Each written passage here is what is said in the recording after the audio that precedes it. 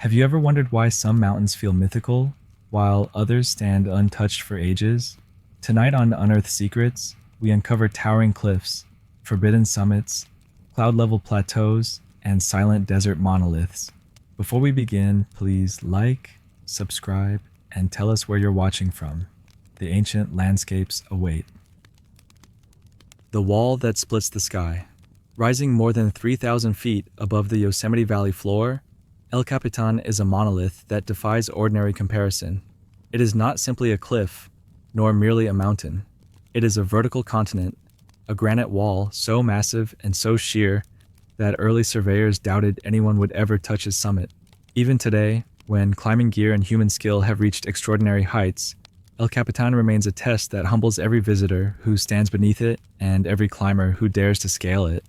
Its scale overwhelms, its presence dominates, and its formation reveals a story written not in centuries, but in tens of millions of years. To understand El Capitan, one must begin deep in Earth's crust, far below what hikers and climbers see today. Around 100 million years ago, during the Cretaceous period, molten granite intruded into older rock formations beneath what is now California. These magmatic chambers cooled slowly, forming coarse crystals of quartz, feldspar, and mica. Over time, tectonic uplift raised these hardened granite bodies toward the surface. Glaciers then carved the valley with unfathomable force, scouring away weaker rock and leaving the resistant granite spires standing. El Capitan was not built like a mountain. It was revealed, the remainder of what the glaciers could not break. Standing at its base, visitors experience an immediate change in scale. Trees that seem tall elsewhere appear stunted here. The cliff face rises so abruptly that necks strain to follow its line upward. The rock surface is pale, almost silver when sunlight hits it, streaked with darker mineral bands and water stains. From a distance, it appears smooth. Up close, climbers know it is ridged with microscopic crystals and faint fissures that provide some of the only holds available. For centuries, the indigenous Ahwahneechee people lived in and around Yosemite Valley, regarding its cliffs with reverence. El Capitan, known as Turukanola, held spiritual significance. A guardian figure, a towering presence above the valley's meadows and rivers. Long before modern climbers brought ropes and pitons, the cliff carried mythology woven into the cultural memory of the region. European American explorers in the 19th century marveled at the wall, but saw it differently, as geological puzzle and potential conquest. Early climbers, however, met the same conclusion. The wall was impossible. No natural ledges, no weaknesses, no break in the vertical curtain of stone. For generations, it remained unclimbed, simply because the technology to scale something so sheer did not exist. Everything changed in 1958, when Warren Harding, Wayne Merry, and George Whitmore completed the first ascent of El Capitan via the nose route, a 31-day expedition using siege-style climbing techniques. Their achievement was monumental, proof that human determination could match one of Earth's most intimidating natural structures. It transformed El Capitan from an object of awe to a global symbol of climbing ambition. Today, the nose is one of the most famous climbing routes in the world, attracting elite athletes who race up in hours, not weeks. Yet its difficulty remains legendary. Every inch of the wall demands precision, strength, and commitment. Weather shifts rapidly. A single mistake can end a climb. Modern climbers rely on generations of knowledge, improved gear, and precise techniques. And still, El Capitan humbles them. Halfway up, the wall's features gain names. The Great Roof, Texas Flake, the Boot, the Changing Corners Pitch. Each is a chapter in the story of vertical ascent. Climbers describe them as if the mountain were alive, unpredictable, shifting, testing. But even those who never touch the rock experience El Capitan in profound ways. From the valley floor, visitors watch evening light crawl across the face, turning granite gold, then orange, then pink. Morning light makes the wall glow pale silver. Storms shroud it in mist, giving shape to waterfalls that vanish once the rain stops. Winter casts the wall in icy shadow. Every season reveals different facets of the monolith's geology. Geologists studying El Capitan learn from its composition. Its granite is unusually uniform, with fewer fractures than surrounding formations. One reason the cliff formed a vertical face instead of collapsing under its own weight. Large exfoliation slabs occasionally peel away, but the overall structure remains remarkably stable. Water seeps through vertical cracks, staining the surface, leaving dark streaks visible from miles away. The wall also serves as stage for wildlife. Peregrine falcons nest on its ledges, soaring above climbers. At night, bats hunt insects along the cliff. In winter, snow collects in shallow corner systems, before avalanching off in powdery sheets. The cliff is not barren, it is ecosystem suspended in vertical plane. Human relationship with El Capitan continues to evolve. The rise of free climbing, where climbers use only hands and feet to ascend, while ropes protect falls, push boundaries further. In 2017, Alex Honnold completed the first free solo, climbing without ropes, in an ascent widely regarded as one of the greatest athletic achievements in history. His route, Freerider, took under 4 hours. To experts, the climb was near unthinkable. To non-climbers, it defied comprehension. Yet for all this, El Capitan remained unchanged, indifferent to human accomplishments. Yosemite National Park carefully manages the fragile balance between access and preservation. Thousands visit daily. Only a fraction climb, but all feel the cliff's presence. Rangers monitor nesting sites, regulate routes, and document rockfall patterns. Modern technology maps the cliff in 3 dimensions, revealing subtle shifts invisible to the eye. These scans help scientists understand erosion, weathering, and long-term geological change.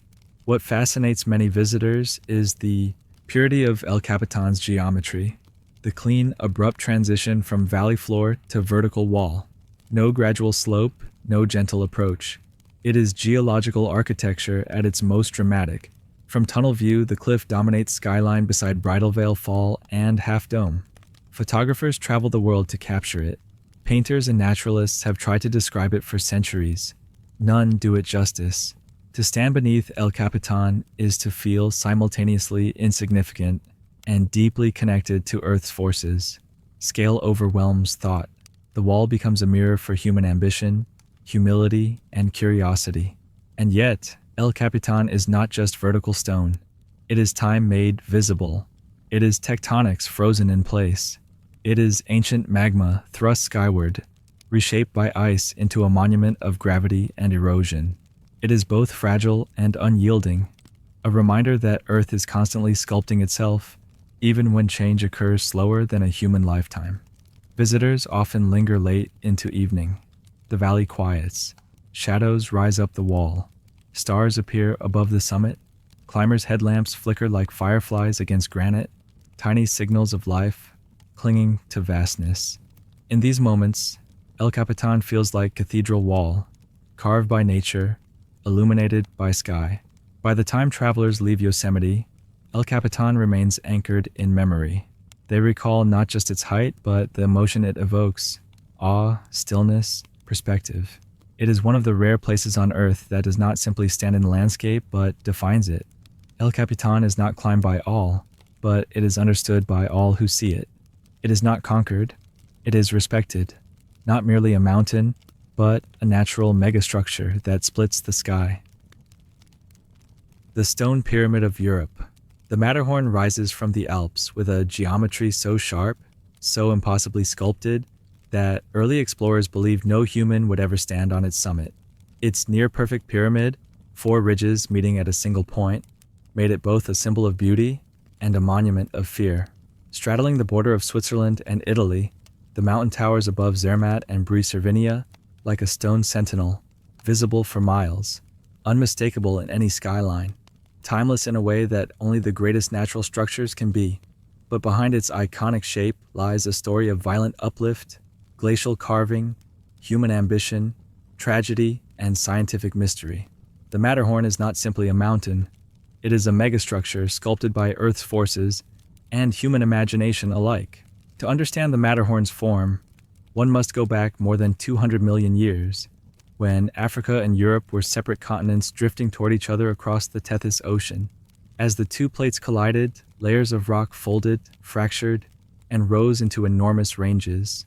The Matterhorn began as rock not from beneath Switzerland but from African continental crust, a literal fragment of another world thrust upward into the alpine sky. Its peak is composed mostly of gneiss, rock transformed under immense heat and pressure deep within Earth's crust. Tectonic collision forced this ancient African rock to ride up over younger European rock. Then glaciers took over. During ice ages, massive tongues of ice carved the mountain sides, sharpening its ridges, leaving the four faces polished and unnervingly steep. The iconic shape we recognize today is product of destruction as much as creation. Seen from the valley floor, the Matterhorn's north face seems vertical. Its east face gleams in morning light, its west face holds afternoon shadow, and its south face overlooks Italy, with equally commanding presence. No matter the angle, the mountain looks sculpted, deliberate, as if carved by giant hands. By the mid-1800s, the Alps became center of European mountaineering, but the Matterhorn stood defiantly unclimbed. Every season, climbers approached it and turned back. They described unstable rock, impossible angles, frequent avalanches, and unpredictable storms. The mountain earned reputation of untouchable fortress. Everything changed on July 14, 1865.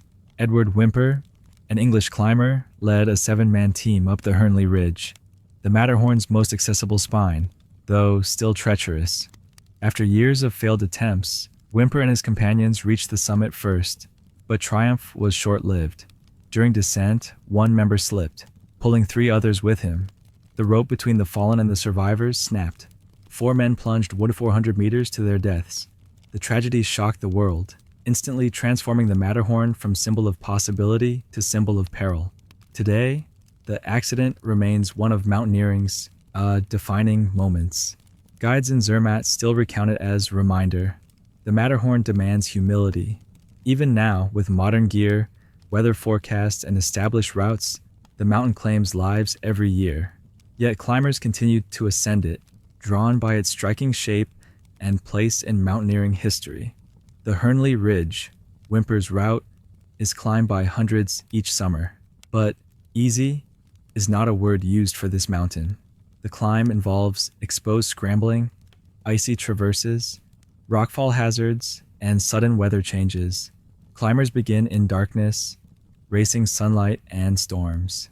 At dawn, a line of headlamps snakes up ridge-like constellation crawling toward sky. But the Matterhorn is not only for climbers. Tourists and photographers travel from around the world to see its silhouette. From Zermatt, its symmetry dominates view. At dawn, sun ignites its summit gold. At dusk, the peak turns purple against fading sky. Clouds wrap around it like veil. Storms hide it entirely, then reveal it as if emerging from another dimension. The mountain feels alive, constantly changing mood. Scientifically, the Matterhorn is a window into mountain building processes. Geological studies show its upper rocks traveled hundreds of kilometers during tectonic collision.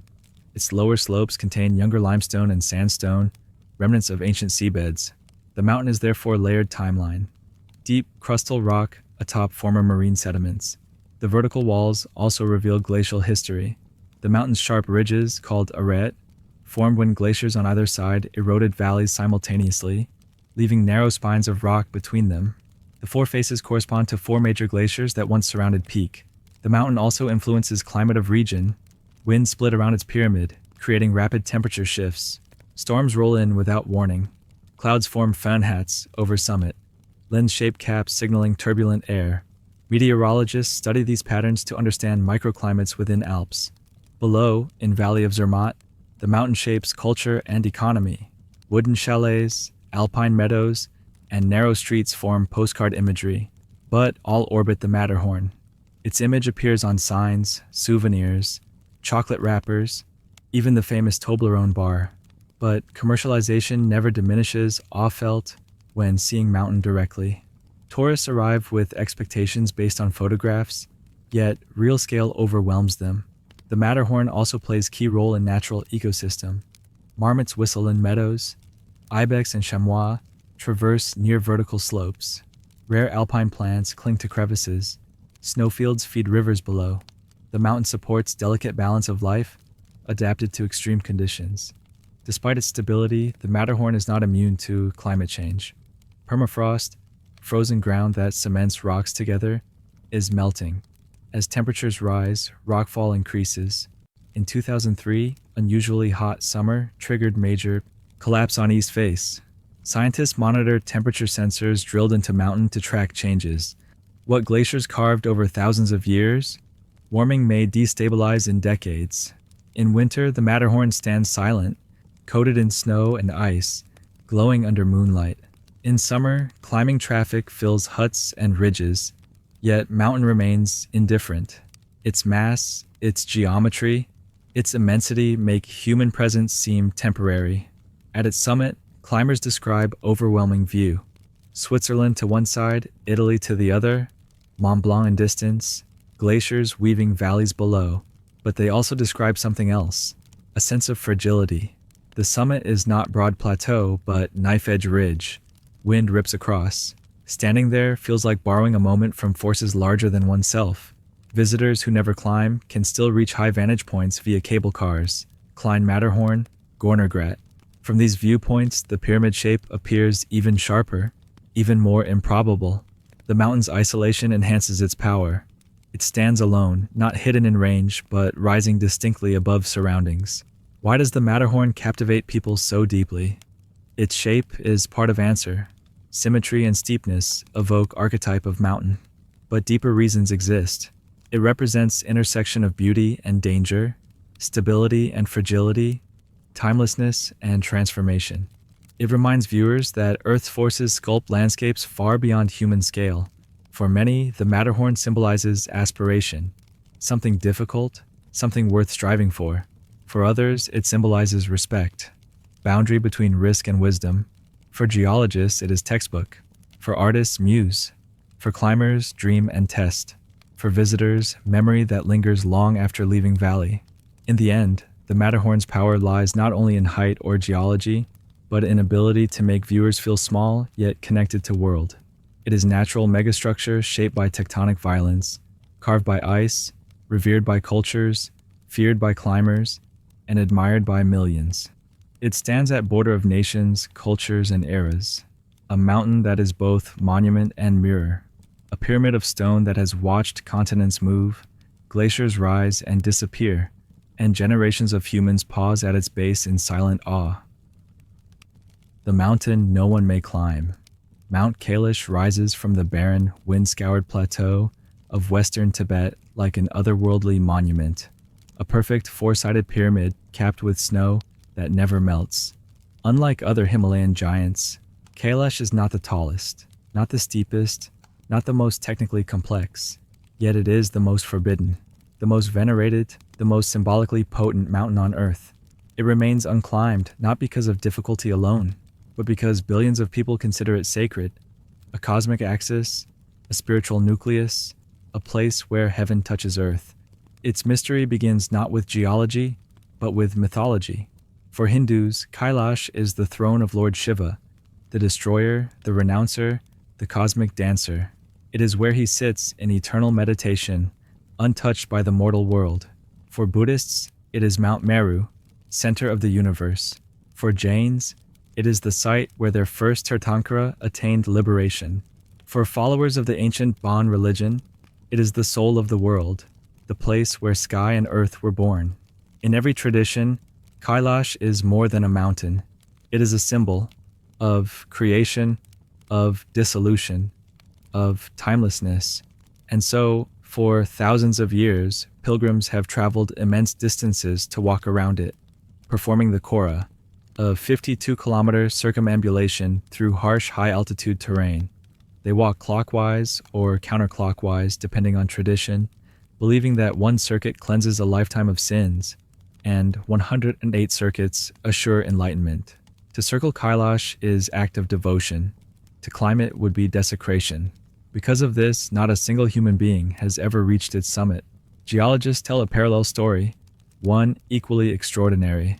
Kailash is part of the Trans-Himalayan Range, formed over millions of years as the Indian tectonic plate slammed into Asia. The collision pushed seabed sediments upward, folding and fracturing them into the world's highest mountains. Yet Kailash stands apart. Its unusual pyramid shape, its sharp ridges aligned to cardinal directions, and its almost sculpted appearance have puzzled researchers. It looks engineered, though, of course, it is not. Nature carved it with slow, relentless intention. Glaciers chiseled its flanks, Frost wedged its cracks, and ancient rivers cut the valleys surrounding it. From north, Kailash resembles a perfect dome. From east, a blade. From south, a staircase of vast stone layers. From west, a polished diamond. Its facets catch sunlight differently throughout day. Glowing gold at dawn, silver at midday, deep red during sunset storms. It is a mountain that changes constantly, yet seems eternally the same. At its base lie two of Asia's most important lakes. To the west sits Lake Manasarovar, a near-perfect circle, one of the highest freshwater lakes in the world, symbolizing purity, knowledge, and the mind of the gods.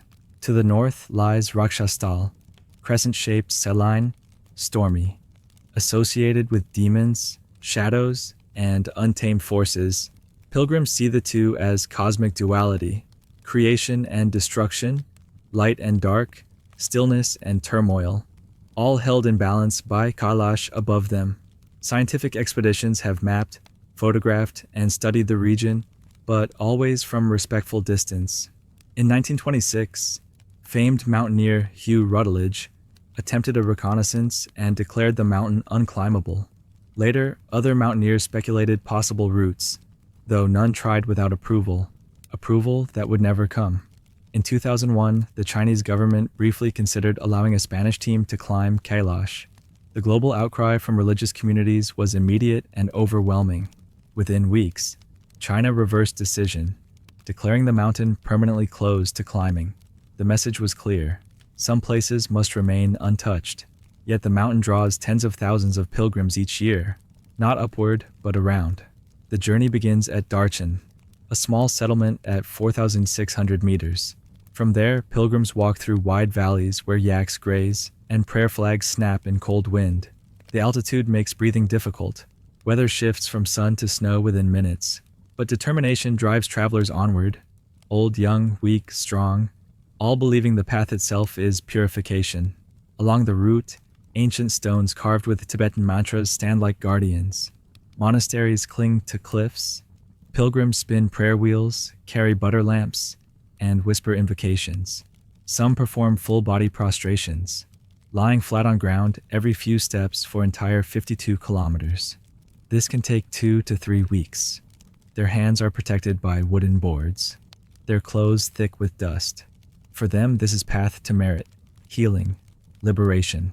At Dalma La Pass, the highest point of the core at 5,630 meters, air thins to knife edge. Pilgrims often weep from exhaustion or spiritual release. Prayer flags cover the ridge in thousands of colors, fluttering like souls carried by wind. On clear day, shadows of clouds sweep across the northern face of Kailash, giving illusion that mountain breathes. From a scientific standpoint, Kailash remains geological wonder. Satellite imagery shows unusual radial drainage patterns. Rivers flow outward from the mountain in all directions, feeding major Asian river systems: the Indus, the Sutlej, the Yarlung Tsangpo, which becomes the Brahmaputra, and the Karnali, feeding the Ganges. This makes Kailash literal water tower of the region, a source of life for millions downstream. Some geologists theorize that Kailash's distinctive pyramid may result from intersecting fracture zones that eroded faster than surrounding layers. Others note the mountain's relative isolation within the plateau, as if it were a pedestal meant for reverence. None of this diminishes mythic meaning. If anything, natural science amplifies sense of cosmic design. Culturally, Kailash remains one of the world's few sacred landscapes, untouched by modern intrusion. No roads climb its slopes. No cable cars pierce its skyline. No camps sit on its ridges. No one has hammered pitons into its rock. Even photography has limits. Many pilgrims avoid photographing the summit out of respect. Yet modernity reaches valleys around it. Darchen has guest houses, supply shops, and medical stations. But once pilgrims begin walking, technology fades. The sounds become simple: crunch of gravel, whisper of wind, drone of distant monks chanting. The mountain dominates senses. Everything else feels small. Wildlife survives here in delicate balance. Wild asses, Tibetan antelope, foxes, migratory birds. Snow leopards roam far ridges, but landscape feels overwhelmingly empty. One of last places where silence remains untouched by machines. Mount Kailash stands as a reminder that not every frontier must be conquered, not every height scaled. In age when humans have climbed Everest, mapped Mars, and drilled into deepest oceans, Kailash is exception, a place protected by reverence rather than fences, by meaning rather than law. Its unclimbed summit becomes metaphor for humility. It teaches that mystery still exists, real mystery, not invented or romanticized. A mountain can hold human imagination for millennia without need for conquest. If climbers ever reach summit, nothing physical would change. Snow would remain, stone would endure, but something deeper would shift. A boundary between sacred and ordinary would vanish. Humanity, in its curiosity, might lose something irreplaceable. Therefore, Kailash remains exactly as it has always been. Untouched, unclimbed, unconquered. A peak shaped by tectonic upheaval. Perfected by glaciers, woven into mythologies, revered by billions, protected by silence itself. At dawn, sunlight touches its eastern face, igniting it with gold. At dusk, shadows wrap it in violet. Stars crown its summit at night. Wind circles its ridges like prayer. It is not tallest mountain in world, but it may be the most important. A meeting point between earth and sky, a monument to restraint, reverence, and awe. A reminder that some mysteries must remain unsolved. Mount Kailash stands alone, a natural megastructure not meant for footsteps, but for contemplation. The plateau that touches the clouds. Mount Roraima rises at the tri-border of Venezuela, Brazil, and Guyana like a colossal stone altar. Its tabletop summit, flat as if sliced by some impossible force, floats above surrounding rainforest in a world of its own. Clouds cling to its edges, waterfalls pour from its cliffs like curtains of liquid crystal, and its vertical walls, rising nearly 1,000 meters in some places, make it one of the most isolated, otherworldly landforms on Earth. To scientists, Roraima is a geological fossil, one of the oldest exposed rock formations in the world, dating back nearly 2 billion years, to a time before multicellular life had evolved. To botanists, it's an evolutionary island, home to species found nowhere else. To indigenous peoples, it is sacred, a cosmic birthplace, a place where spirits reside. And to explorers, it is a monument that symbolizes both curiosity and humility. Roraima is the most famous of the tepuis, a chain of more than 100 flat-top mountains scattered across the Guyana Shield. These aren't mountains in conventional sense, formed by uplift and erosion. They are remnants of an ancient sandstone plateau that once stretched over a massive portion of South America. Over millions of years, wind and water eroded the surrounding landscape, leaving behind these towering islands of stone, mesas rising from rainforests like stone ships. If the Amazon basin is Earth's lungs, then the tepuis are its memory, relics of primeval landscapes older than the Andes, older than the Amazon River, older than nearly anything else above ground today. Seen from below, Roraima is intimidating, a sheer wall, streaked dark by mineral runoff and glistening with constant trickle of rain. Mist wraps around its base. The summit, flat, broad, distant, seems inaccessible. For centuries, many believed it was. Early European explorers in the 16th and 17th centuries heard indigenous stories of a great mountain that reached sky and housed gods. They saw its cliffs and declared it unclimbable. And in truth, most of its edges still are. There's only one natural route up Roraima, at the corner where Venezuela meets Guyana, a steep slope broken by boulders and short cliffs, the only place where time and erosion carve path. Everywhere else, the mountain rises vertically, guarded by sheer walls, hundreds of meters tall. For most of Earth's history, this meant that Roraima's summit was biologically isolated, evolution's private laboratory. It was not until 1884 that British explorer Everard Thurn and Harry Perkins reached the summit, guided by the Paman people. Their ascent marked one of the last great first climbs on Earth. When they reached the top, Thurn wrote of seeing a landscape so alien that it felt like stepping onto another planet. Black, wind-polished rocks, pools reflecting sky, strange shapes sculpted by millennia of rainfall, cliffs dropping away into cloud. Today, scientists use similar language. Roraima's summit is a world apart, a plateau as large as some cities, but unlike anything familiar. Wind-carved spires stand like stone sentinels, Rock labyrinths twist into complex corridors. Pink sand mixes with charcoal-colored stone. Water trickles through channels, eroded into grooves and bowls. Some formations resemble turtles, dragons, towers, and broken fortresses. Because rainfall on Roraima is nearly constant, its surface is perpetually wet. Water flows toward edges, forming dramatic waterfalls that plunge hundreds of meters into forest. These ephemeral cascades appear and disappear within minutes, depending on clouds. But most astonishing of all is what grows here. Roraima hosts dozens of endemic species, many of them carnivorous. Plants like Helianthera, pitcher plants, evolved here isolated from other continents, hunting insects to survive in nutrient-poor soils. Sundews, bladderworts, and other specialized flora dot the summits, bogs, and fissures. Some plants live nowhere else on Earth.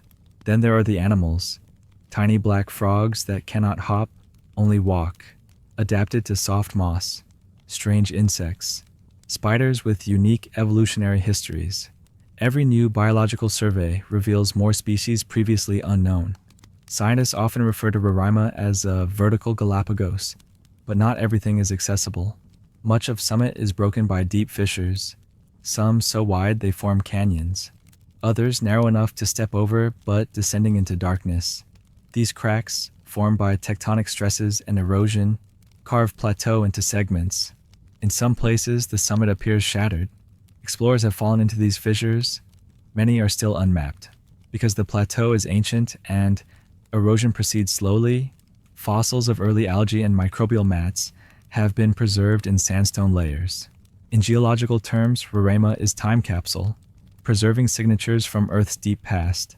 Indigenous peoples have always recognized mountain's uniqueness. The Pemon and Capitan tribes call it Roraima, meaning blue-green mother of waters.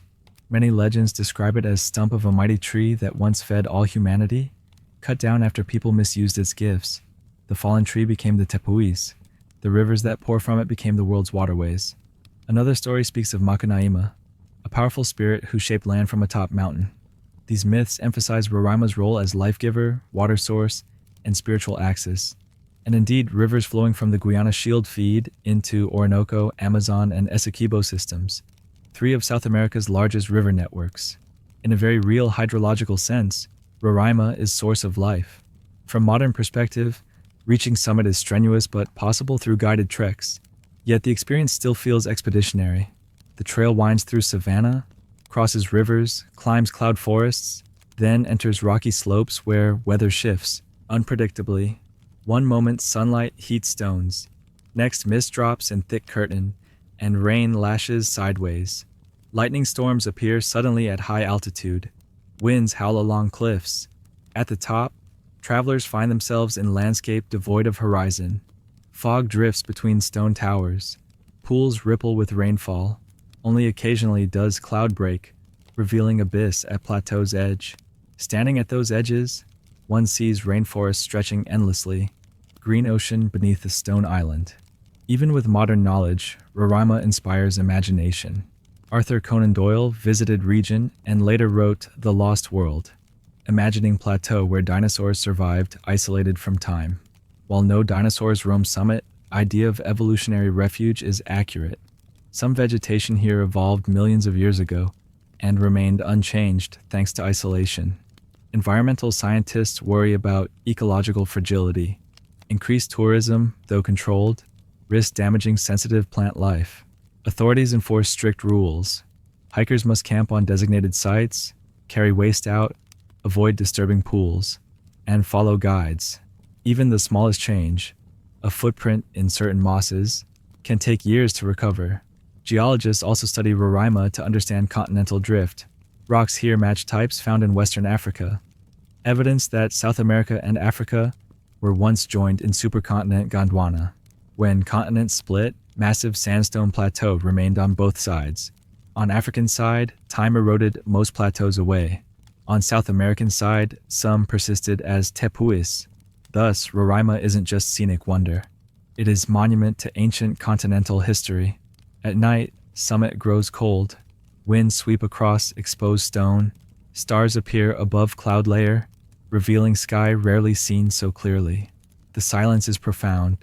No birds, no insects, no people, only distant roar of waterfalls tumbling into abyss. This silence amplifies sense of separation. Those who camp on summit report feeling they have left world behind, not just geographically, but temporally. Here, time feels stretched, slower, older. Cloud formations play across plateau constantly. In morning, fog rises like tide. At midday, sun shafts through openings, illuminating black rocks silver. In evening, storms gather, then disperse violently. Rainfall on Tepui is so continuous that scientists estimate some regions receive over 300 days of precipitation each year. And yet the plateau never floods. Its edges send water downward in spectacular sheets. From below, these waterfalls appear as glowing streaks against cliffs. Some vanish before reaching ground, turned to mist by wind. Others plunge directly into dense forest, nourishing ecosystems far below. Mount Roraima is not mountain to conquer. It is world to witness. It teaches patience. Landscapes this ancient do not reveal themselves quickly. Scientists, explorers, pilgrims, and travelers all describe similar reaction, awe mixed with humility. Dewey Blackbird Plateau reminds humans of scale beyond our comprehension. Geological time, evolutionary isolation, mythic imagination. Even after decades of study, mysteries remain. Deep fissures still unexplored. Biological niches that hide undiscovered species. Geological dilemmas in rock formation. Hydrological puzzles about drainage systems under summit. And always, above everything, presence of mountain itself. Silent, ancient, unchanging, yet constantly reshaped by cloud and rain. Mount Roraima stands as intersection of science, story, and spirit, a relic of Earth's earliest continents, a refuge of life evolving in isolation, a sacred altar rising above rainforest, a natural megastructure that touches the clouds and reminds humanity how small we truly are. The summit that stands above the world. Mount Everest is not just the tallest mountain on Earth, it is a boundary between land and sky, between human possibility and human limitation, between life and the thin edge where life ceases to exist. Rising 8,948.86 meters above sea level, Everest commands the Himalayas like a throne of snow and wind. Its summit, often shrouded in jet stream clouds, appears less like a peak and more like a frontier of the planet itself. Yet Everest is more than superlatives. It is a geological monument, a cultural symbol, a battleground of human ambition, and an ecosystem so hostile that even bacteria struggle to survive. Its story begins not with climbers, but deep within the Earth. Around 50 million years ago, the Indian tectonic plate collided with the Eurasian plate, a tectonic impact of unimaginable force. The collision did not stop. It continues to this day. As India pushes northward, the Himalayas rise, millimeter by millimeter, year by year. Everest itself grows slowly, carried upward by this ongoing continental convergence. Geologists studying the summit found something astonishing: fossils of marine creatures embedded in limestone near the top. These fossils confirm that Everest's summit was once ocean floor, a seabed now thrust to the roof of the world. Everest is therefore not just a mountain. It is an inverted storybook of Earth's past, lifting ancient oceans into thin air. From a distance, Everest looks serene, a white pyramid rising above lesser peaks. But its beauty hides a dangerous truth. It is one of the most extreme environments on Earth. The summit is located within the death zone, where oxygen levels are so low that the human body cannot acclimatize. Winds on the upper ridges reach hurricane force. Temperatures can plunge below 40-degree skies. Frostbite, hypoxia, and exhaustion stalk every climber. Even the climb's simplest tasks, breathing, stepping, thinking, become slow battles against altitude. Long before mountaineers arrived, the mountain held deep spiritual meaning. To the Sherpa people of Nepal, Everest is known as Chomolungma, goddess mother of the world. In Tibetan, it is Kamalangma, a name that predates its Western designation by centuries. The mountain is sacred, a presence to be respected, not simply challenged. Climbers who pass through Sherpa villages see prayer flags rippling in wind, monasteries offering blessings, and locals reminding them that mountains are more than rock and ice. They are living beings. The era of modern exploration began in the early 20th century. when British expeditions sought to determine whether the world's highest peak could be climbed. These early attempts were made from the north, through Tibet. In 1924, George Mallory and Andrew Irvine vanished high on the mountain's northeast ridge, last seen climbing toward the summit before clouds swallowed them. Mallory's body was not discovered until 1999. Whether they reached the summit remains one of mountaineering's great mysteries. It took another 3 decades before success came. On May 29, 1953, New Zealander Edmund Hillary and Sherpa climber Tenzing Norgay became the first confirmed people to stand on Everest's summit. Their ascent, via the southeast ridge in Nepal, became symbol of human achievement, but it also spotlighted essential truth. No one climbs Everest alone. Sherpa skill, strength, and experience remain foundation of nearly every successful expedition. Climbing Everest today is both easier and harder than in 1953. Modern gear is lighter, weather forecasting is precise, fixed ropes line routes. Thousands have reached the summit, yet crowds, environmental pressure, and extreme altitude make ascent no less dangerous. Above 8,000 meters, every decision matters. Storms can trap climbers. Bottlenecks on narrow ridges can cost lives, and bodies cannot recover in the death zone. Every minute spent there is borrowed time. The climb typically begins at one of 2 base camps. The Nepal side, at 5,364 meters, sits in valley below the Khumbu icefall, a chaotic landscape of shifting crevasses and towering ice blocks. The icefall is among the most hazardous sections of the climb. It moves constantly. Ladders and ropes placed one day may be destroyed the next. Climbers must navigate it in the cold darkness of early morning, when ice is least likely to shift. Above the icefall lies the western Cebuim, a vast glacial valley so bright and reflective that climbers describe it as walking inside a furnace of light. From here, the Lhotse face rises, a steep wall of blue ice. Climbers ascend using fixed lines, front-pointing crampons into the ice, battling altitude and exhaustion. Camp after camp leads upward. Camp 1, Camp 2, Camp 3, each perched precariously on ice or rock. Then the South Col, gateway to the death zone. Summit day is a race against time. Climbers leave long before midnight, headlamps forming glowing trail on ridge. The southeast ridge narrows into Cornice Traverse, a knife edge with 1,000-meter drops on each side. At the Hillary Step, once a nearly vertical rock face, now reshaped by earthquake, climbers negotiate final obstacle before summit slopes. Then the summit, a small wind-blasted mound of snow, barely large enough for a handful of people. From here, curvature of earth is visible. Peaks that seem massive from below appear far beneath. The air is thin, the wind constant, the cold absolute. Climbers spend minutes only, long enough for photographs, emotional release, perhaps brief reflection, before beginning descent, which is statistically far more dangerous. Yet Everest's story does not belong only to climbers. Scientists study the mountain to understand climate change. Glaciers are thinning. Ice falls are shifting faster. Snow lines are retreating. Microplastics have even been detected near summit. Researchers warn that the mountain is changing, and with it, the ecosystem and the Sherpa communities who rely on glacial meltwater. Biologists also study life at extreme altitude. Tiny organisms, extremophile bacteria, and resilient mosses survive near summit, clinging to rock or thriving in meltwater channels. Their existence raises questions about limits of life on Earth and potential for life on other planets. And through all this, the cultural significance of Everest endures. For Sherpa people, the mountain is site of prayer, not conquest. Before every expedition, climbers participate in puja ceremonies, offering thanks and asking permission from mountain spirits. Climbers from around the world, regardless of belief, often describe feeling awe, humility, even fear in presence of Everest. They recognize mountain's authority. From distance, Everest appears eternal, but geology tells a different story. The Himalayas are young by geological standards, still rising as India continues pushing north. Earthquakes shake region periodically. Avalanches reshape slopes. Ice carves new crevasses. Even the summit itself changes subtly over time. As planet warms, climbing windows shift. Weather grows more unpredictable. Ice falls become less stable.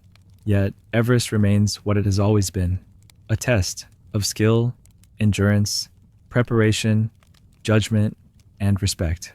For some, Everest represents the pinnacle of human achievement. For others, it reflects human obsession and risk. For local communities, it is sacred provider, drawing livelihood through tourism but demanding reverence. For all, Everest is a reminder that Earth contains forces and scales beyond our control. At sunrise, light touches summit first, painting it gold while valley remains dark. At sunset, shadow of Everest stretches like giant pyramid across horizon. Storms wrap mountain in white fury, and at night, stars crown its peak like scattered diamonds. Everest has many moods: calm, violent, silent, hostile, breathtaking. But above all, it remains unconquered in spirit. Even if thousands have reached its summit, it stands at the roof of the world, a monument of stone and ice, a frontier between what is humanly possible and what lies forever beyond reach. Mount Everest is not simply the highest mountain on Earth. It is the measure of Earth itself. The monolith that rises from silence. In the vast emptiness of the Western Sahara, where dunes roll like waves and the horizon seems to stretch forever, a single monolith rises from the desert floor with a presence so imposing, so unexpected, that travelers who first encounter it often fall silent. This is Ben Amera, one of the largest exposed rock monoliths on Earth. Second in size only to Australia's Uluru, yet far more remote, far less known, and infinitely more solitary.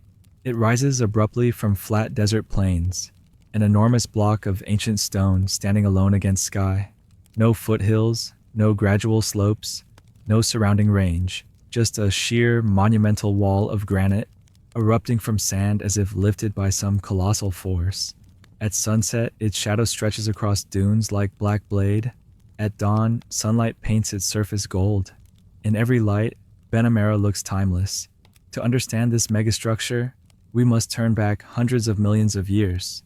Ben Amera is part of the Precambrian basement rock of the Sahara, some of the oldest exposed geology on the continent. Once buried deep beneath Earth's surface, this granite was thrust upward through tectonic processes, then slowly revealed as softer surrounding rock eroded away. What remains today is the core, a resistant heart of stone shaped by time, wind, temperature, and solitude. Unlike many natural monuments near populated regions, Ben Amera has no crowds, no paved roads, no fenced viewpoints, no developed villages at its base. The nearest settlements lie many kilometers away. Reaching the monolith requires long travel through sandy tracks, across plains where passing a single vehicle in a day is unusual. The journey contributes to the monolith's mystique. This is a place reached only by intent, not by accident. As one approaches, scale becomes overwhelming. What looks like a small outcrop from distance reveals itself to be hundreds of meters high, a vertical continent of stone. Standing at its base, the eye struggles to take in full height. The surface bears scars of erosion, long vertical streaks where rare rainfall carved channels, cracks and fissures created by thermal expansion, smooth, polished faces shaped by wind-blown sand. These features tell a quiet story of relentless environmental sculpting. Geologists describe Ben Amera as Inselberg, island mountain. Inselbergs form when deeply buried rock is exposed through erosion over geological timescales. Everything around it is carved away, leaving massive stone body rising alone. The Sahara hosts several Inselbergs, including Ben Amera's nearby sibling, Aicha, a smaller but striking monolith with distinctive curves. Together, they anchor landscape of the Adrar region, breaking monotony of desert with sudden verticality. But no scientific description can replace the immediate sensation of presence. Ben Amera is not merely rock. It is environment, landmark, silhouette, and mirror of sky. The emptiness around amplifies it. When wind sweeps across plains, the monolith stands firm, immovable. When dunes shift and sunlight flickers, its shape anchors memory. Travelers describe profound stillness here, as if desert holds its breath. Despite isolation, Ben Amera has attracted artists and adventurers. In 1999, during a cultural exchange event, a group of international sculptors created enormous stone carvings at nearby Aicha, using desert bedrock as canvas. These works remain, human marks near monoliths that predate human presence in region. But Ben Amera itself remains untouched, sacred in its natural form. The monolith's connection to culture, however, stretches deeper. Nomadic communities of northern Mauritania have long recognized it as landmark for navigation. In desert where dunes shift and paths vanish, enduring stone forms essential reference points. Oral histories speak of monolith as guardian watching travelers. Some stories portray it as sleeping giant, others as petrified warrior. Such myths reflect human impulse to give form and meaning to overwhelming natural features. At its base, life persists in surprising ways. Desert grasses cling to shallow soils. In cool seasons, small shrubs bloom. Gazelles pass through at dawn. Migratory birds rest in shade. The monolith creates microclimate. Temperatures near base slightly cooler, wind patterns altered, wildlife drawn to shelter. Even in harsh desert, nature adapts. For scientists, Ben Amera is geological window. Granite composition provides clues to ancient tectonic history of West African craton. Stable continental block, underlying region. Studying erosion patterns helps reconstruct climate fluctuations across Sahara, which oscillated between lush grassland and desert over thousands of years. Monoliths surface record cycles of wetness and dryness, heat and cold, but perhaps its greatest impact is emotional rather than scientific. Travelers arriving after a long desert journey often describe profound sense of perspective. Ben Amera dwarfs vehicles, people, and even camels passing by. It dwarfs sound. Wind echoes differently here, muted by sheer height. It even dwarfs time, reminding viewer that human history occupies blink of geological eye. Sitting in shadow of monolith, one begins to feel shifting rhythms of desert. Afternoon heat radiates from stone. As sun sets, temperature drops quickly, desert turning cold. Stars emerge in sky of unparalleled clarity. Milky Way arcs above monolith in river of light. In such darkness, Ben Amera becomes silhouette against cosmos, a black tower beneath infinite stars. Night in desert near Ben Amera is unforgettable. Wind shapes sand into soft dunes that whisper as they move. Animals call in distance. Sometimes air grows still and silent, so silent that one hears breath more clearly than wind. The monolith stands immutable through these cycles. It does not move, change, or respond. Yet, everything else seems to transform around it. At sunrise, first light touches summit long before desert floor. Gradually, golden line descends down face like curtain rising. When full sun arrives, monolith gleams warm orange, revealing textures invisible at night. This daily transformation gives Ben Amera a reputation as living monument. Climbers occasionally attempt to scale sections of monolith, though climbing here is not developed or regulated. Rock quality varies, some faces solid, others fragmented by thermal expansion. Unlike polished granite of Yosemite's El Capitan, Sahara granite often contains friable surfaces. Climbing requires skill, caution, and respect for environment. Most visitors admire monolith from ground. The monolith's remoteness protects it. No major tourism infrastructure exists. Roads remain unpaved. There are no ticket booths, no fences, no formal campsites. Those who come must bring supplies, water, navigation tools. But this difficulty ensures Ben Amera remains a place of solitude rather than spectacle. In recent years, interest from photographers, geologists, and travelers has grown. Satellite imagery reveals monolith as massive oval shadow in desert. Drones capture sweeping panoramas, dunes sweeping outward, monolith rising like anchor. Yet each image reinforces truth. Nothing compares to standing there physically. For Mauritania, Ben Amera is symbol of natural heritage. Government occasionally discusses development, but environmentalists caution against altering landscape. Once solitude is broken, monolith's essence will change. Preserving emptiness around it preserves meaning. Ben Amera reminds world that not all wonders need crowds. Some wonders require journey, humility, patience. It offers something modern life rarely allows. Silence deep enough to hear desert breathe. Horizon wide enough to absorb thought. Time slow enough to feel Earth's vastness. Its presence teaches that monumental beauty can exist far from cities or narratives of conquest. Unlike Everest, it cannot be summited easily. Unlike Uluru, it has no encircling tourist infrastructure. Unlike El Capitan, it has no world-famous climbing routes. Its power lies in being itself, a monolith rising from silence. Viewed from far distance, it stands like stone sail in ocean of sand. Viewed from close, it becomes wall of ancient earth, older than civilizations, older than many mountain ranges, older than desert surrounding it. Ben Amera is not monument built by humans.